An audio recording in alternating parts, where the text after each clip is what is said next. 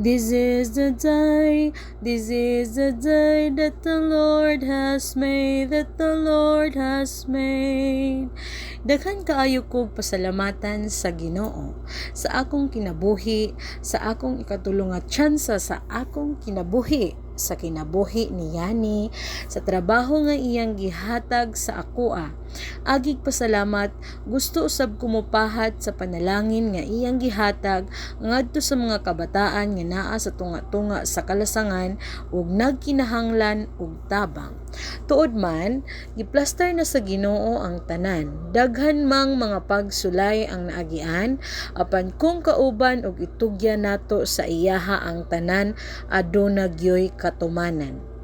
Sugda nato sa pagpangumpra sa mga lamas ug ubang palitonon nga dad-o nato sa ilaha, sa mga gamit nila sa pag-eskwela ug uban pang gamit nga gikinahanglan nila.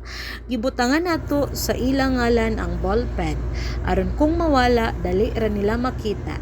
Mailhan nila nga iyaha kay ang iyang ngalan mabasa sa ato pud nga pagkinabuhi. Maningkamutang ang ato ngalan masulat sa basahon sa libro sa kinabuhi aron sa pagbalik sa atong langitnong amahan iyatang makita og mailhan nga iyahata.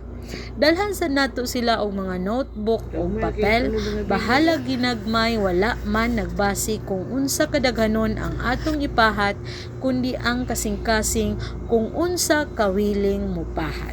Inani kadasig ang mag-birthday kay bisan nangumpra mi, kuyog oy bahalag sigig tindog. Hinumdumi palangga, gusto nako masabtan nimo nga ang kinabuhi dili pabunggahay. Apan ang atong kinabuhi dinhi niining kalibutana mao ang pagpahat sa nagkinahanglan kung unsay naa sa atoa. Bahalag magbaguod kung para sa iyaha, pakuyon man ta pero ang kalipay lahira. Kalipay nga dili ma-explain.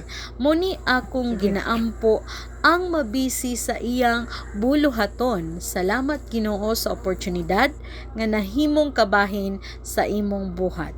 Wala ko kabalungan nung inani ni, apan nagtuo ko nga iyahan ni tanan nga plano. Lahi ra gyud Ginoo basta ikaw magplano.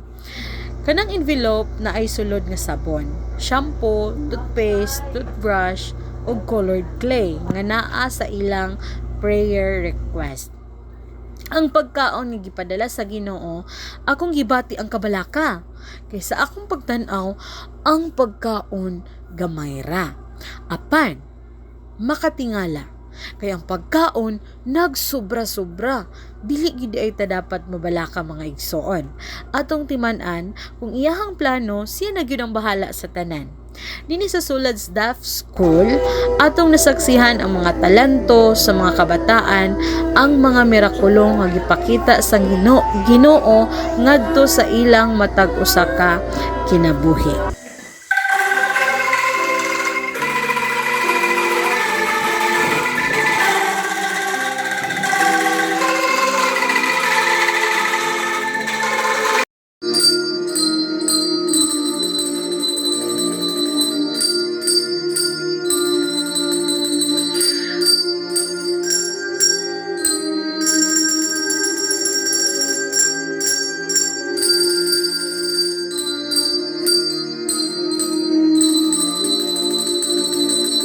Ikaw ug ako adunay nagkanaiyang talento.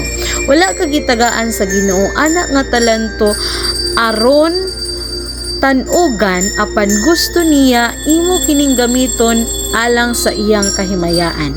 Ang tanan nga naa sa imuha sa iya tanan nagikan ang atong kinabuhi, trabaho, panahon, talento, kana tanan atong gamiton alang sa kahimayaan ug labaw sa tanan atong ipahat ngadto sa uban.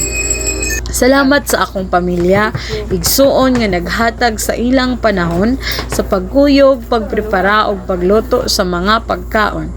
Salamat Ginoo sa mga tawo nga imong gipadala nga mahimong kabahin ni ining buhata. Ikaw na magapanalangin ug mobalos sa ila. O ang pinakasakit nga part, manguli na gyud mi. Sa una Lord, biyaan mi sa mission school, masakitan mi, muhila ko. Kami sa akong partner maginilakay, inani po day ang bation Lord sa mga nang bisita pagkasunod adlaw mo uli ra, masakitan po di ay sila. Salamat Ginoo sa imong kaayo, salamat sa kinabuhi nga imong gipahulam, sa trabaho nga imong gisangon, ug salamat sa opportunity nga makabalik sa mission school nga dugay na gyud nakong gihandom. Salamat sa walay tinubdan nga gugma nga bisan pa man sa among pagkamakasasala, ikaw wala ni biya sa amoa. Ug salamat sa birthday outreach program nga nahimong successful.